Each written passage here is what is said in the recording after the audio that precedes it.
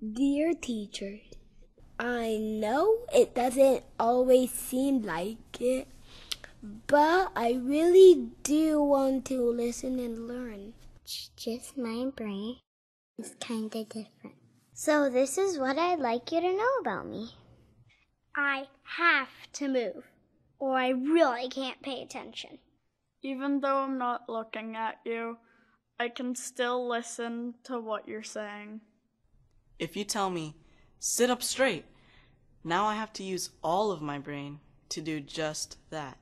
It makes me feel sad when you tell me to try harder, even though I've already tried as hard as I can. I actually listen better when I'm rocking in my chair. When you give me a bunch of directions, I start to think I will never remember all of this. Sometimes my mom or dad ends up doing all of my homework. So here's how you could maybe help. Let me get up and move while I'm learning. Let me look wherever I want when you talk to me. Let me rock or slouch in my chair. No matter what, please don't take away my recess. Give me help I could do all by myself. Make directions very short. Just ask me, what does your brain need right now? And one more thing. My brain might be different than yours, but it's still amazing. Sincerely, your student. Your student. Your student. Your student. Se han realizado investigaciones científicas para determinar los efectos psicosociales y farmacológicos sobre el paciente con TDAH. Aparentemente, se ha descubierto que los tratamientos para el TDAH actúan sobre las funciones de ciertas sustancias químicas naturales del cerebro, en particular la dopamina y la noradrenalina, que son compuestos que transmiten mensajes entre las neuronas. Estas sustancias químicas son importantes para que el cerebro funcione con normalidad en términos de movimiento, atención, aprendizaje y activación. Las pruebas sugieren que los sistemas que controlan las concentraciones de estos compuestos químicos están alterados en el TDAH y que ello contribuye a generar los síntomas de falta de atención, hiperactividad e impulsividad. Se cree que los medicamentos para el TDAH actúan sobre estos sistemas para estimular la comunicación química entre las células nerviosas. Por ejemplo, se ha señalado que podrían reducir la eliminación de dopamina, que podría ocasionar la mejoría de los síntomas nucleares del TDAH. Estimular la comunicación química de esta manera podría mejorar la comunicación entre redes más amplias de células nerviosas. Hay estudios de neuroimagen que indican que los medicamentos para el TDAH podrían funcionar actuando sobre las redes cerebrales que afectan a la atención y a la inhibición de la conducta impulsiva.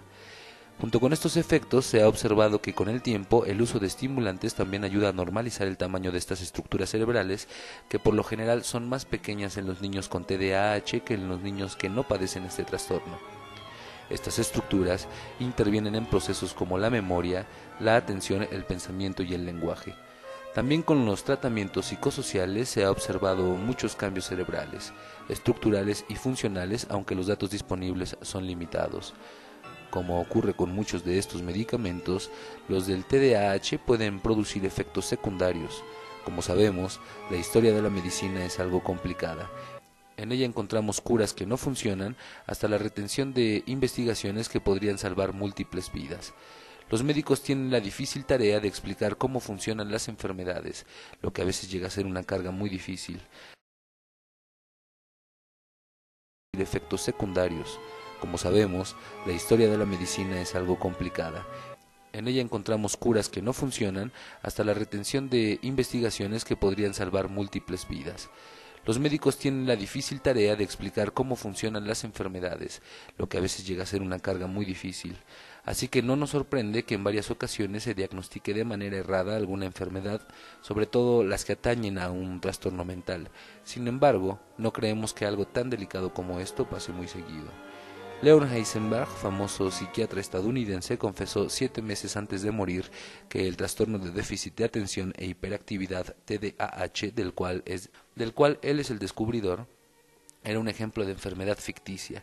Este trastorno se empezó a explicar en los años 30, donde los médicos que trataban con niños de carácter inquieto y con dificultades para concentrarse eran diagnosticados con el síndrome postencefálico, a pesar de que estos niños nunca tuvieron encefalitis.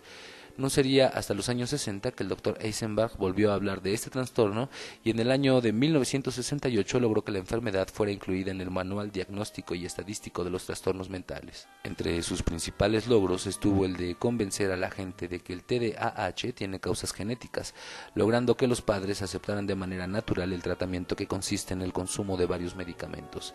Sin embargo, pocos meses antes de morir, Eisenberg confesó que lo que los psiquiatras deben hacer es establecer las razones psicosociales que pueden provocar determinadas conductas, lo cual es un proceso que lleva tiempo, por lo que prescribir una pastilla contra el TDAH es mucho más rápido.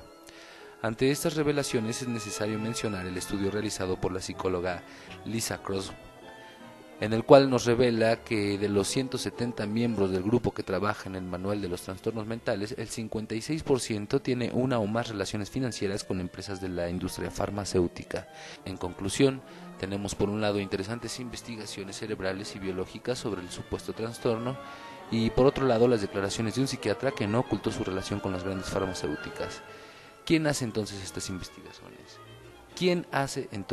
investigaciones? ¿Quiénes son los beneficiados?